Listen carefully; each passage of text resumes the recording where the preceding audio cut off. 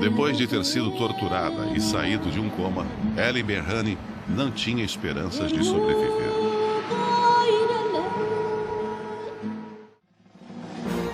Em setembro de 2001, o presidente eritreu Isaías Afwerki ordenou a detenção de 21 membros do alto escalão do governo e impôs severas restrições à liberdade de expressão e de religião.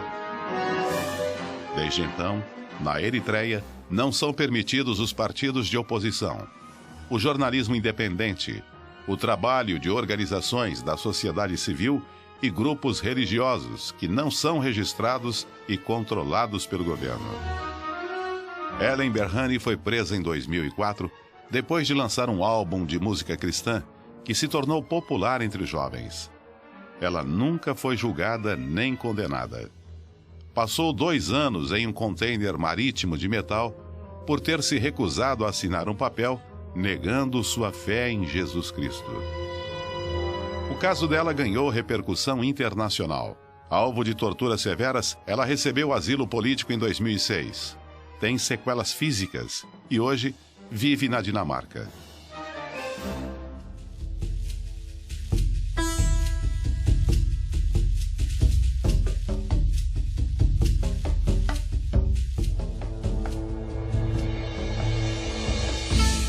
A Eritreia faz fronteira com o Sudão a oeste e Etiópia ao sul, e de Djibouti a sudeste.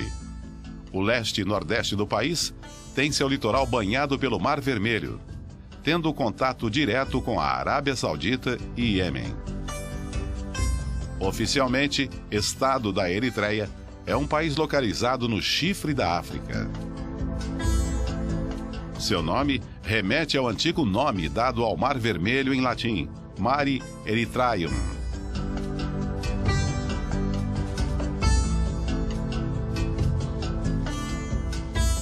Asmara, capital do país, foi também a capital das colônias italianas no leste da África. Em 1961, o rei etíope cancelou o acordo da ONU que uniu Eritreia e Etiópia sob uma federação. Fechou o parlamento eritreu e declarou a Eritreia uma província da Etiópia. Esse posicionamento do governo etíope levou a uma guerra pela independência da Eritreia, que durou 30 anos.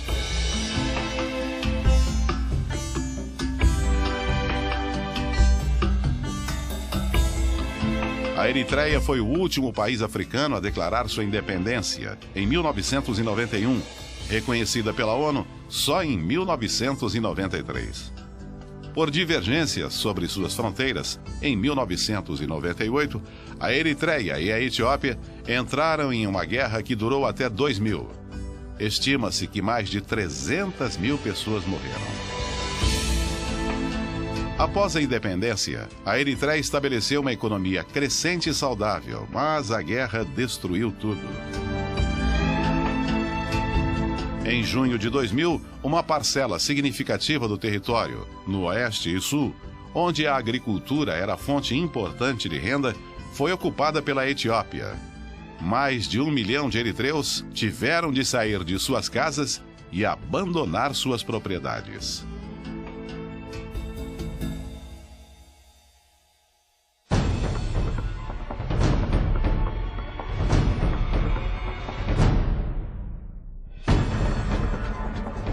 A política exercida na Eritreia é autoritária e unipartidária. O país é governado pelo presidente, que tem o poder legislativo e judiciário em suas mãos, e pela Frente Popular por Democracia e Justiça, desde 1993. Outros grupos políticos são proibidos de se organizar como partidos. Desde a independência do país, em 1993, nunca houve eleições. A população de eritreus é formada por muitos grupos étnicos. O maior deles é o Tigrínia, cuja maioria é cristã. Cerca de 59% da população é alfabetizada. E 50% vive abaixo da linha da pobreza. Toda a população adulta do país, acima de 18 anos, deve servir obrigatoriamente às Forças Armadas por pelo menos 6 meses.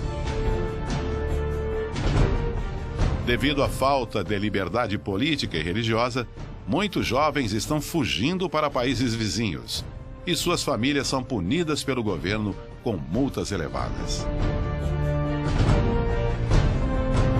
De acordo com a ONU, 2 em cada 3 eritreus sofrem de desnutrição e o governo restringe a ajuda de grupos humanitários para limitar a influência externa. Cerca de 80% da população do país está envolvida na agricultura de subsistência, sendo que a economia do país é totalmente controlada pelo partido que governa o país. Por isso, poucas empresas privadas permanecem no lugar. O futuro econômico da Eritreia depende da sua capacidade de administrar bem os problemas sociais, como o alto índice de analfabetismo, de desemprego e baixas qualificações, e da disposição do governo de investir em uma economia de mercado. O Estado reconhece somente 4 instituições religiosas históricas no país: o islamismo e as igrejas ortodoxa, católica e luterana evangélica, desde que sejam diretamente controladas por membros do governo. Os demais grupos religiosos não têm permissão para se reunir ou atuar livremente no país, e quando o fazem, são perseguidos. Hoje, os cristãos estão sofrendo a pior perseguição de toda a história da Eritreia.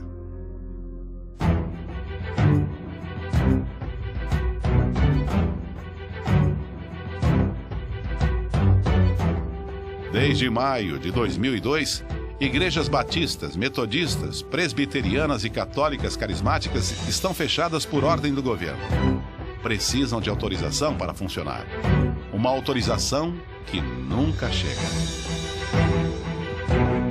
A prática de prender aqueles que se reúnem ou exercem qualquer atividade religiosa sem a autorização do governo já causou a prisão de mais de 2.000 cristãos. Eles são mantidos em condições desumanas, presos em containers de metal ou em celas subterrâneas. Eles são amarrados e recebem comida com muito sal para inchar e sofrer. Eles são espancados e pressionados a assinar um documento negando suas convicções religiosas.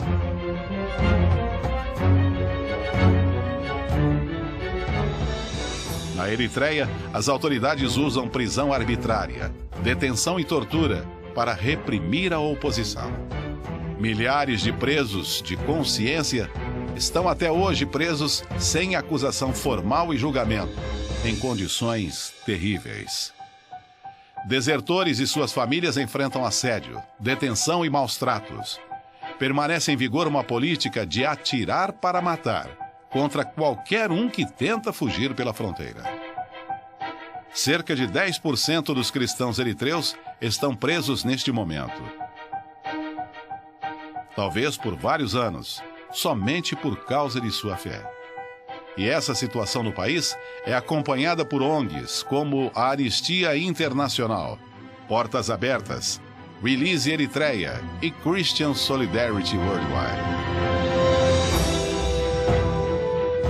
Para um povo perseguido sem qualquer liberdade de expressão, ela é a voz. Participe conosco dessa campanha pela Eritreia. Venha ser a voz dos prisioneiros de consciência eritreus.